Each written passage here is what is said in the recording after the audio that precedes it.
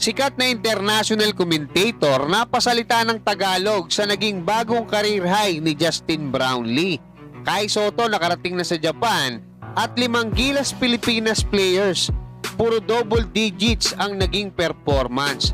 Sa naging panalo ng Barangay Ginebra kontra sa San Miguel Beerman ay naitala ng ating naturalized player sa Gilas Pilipinas na si Justin Brownlee ang kanyang panibagong career high sa PBA.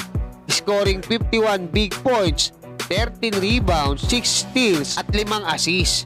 Dahil dito ay hindi na nga napigilan ng international commentator na si Josh Bett na magsalita ng Tagalog bilang kanyang final X-tweet kagabi bilang papuri sa napakagandang performance ni Justin Brownlee, kaya napasabi siya ng kanyang paboritong Tagalog word na magandang gabi.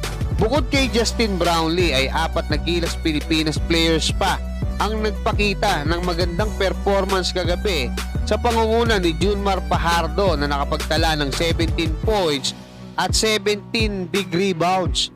Calvin Octana na may 22 points at 10 rebounds, Japet Aguilar na may 21 points at CJ Perez na may 14 points. Sa mga Gilas players naman, si Scottie Thompson lang ang hindi nakapagtala ng double digits. Pero meron siyang 7 points, 1 rebound at 4 assists. Pero magandang senyales pa rin para sa ating Gilas Pilipinas ang paglalaro ng 35 minutes ni Scottie Thompson kontra sa San Miguel na nagpapatunay na healthy na siya, especially para sa darating na laban ng ating Gilas Pilipinas sa November kontra sa New Zealand at Hong Kong. Sa ibang balita, kanina nga ay nakarating na sa kampo ng Kosigaya Alpas ang ating pambato na si Kai Sotto. Ayon sa kanya ay excited na siyang makita at makilala ang kanyang mga bagong teammates sa Kosigaya Alpas at mga coaches, lalo pat siya na lang ang kulang sa mga practice ng kupunan.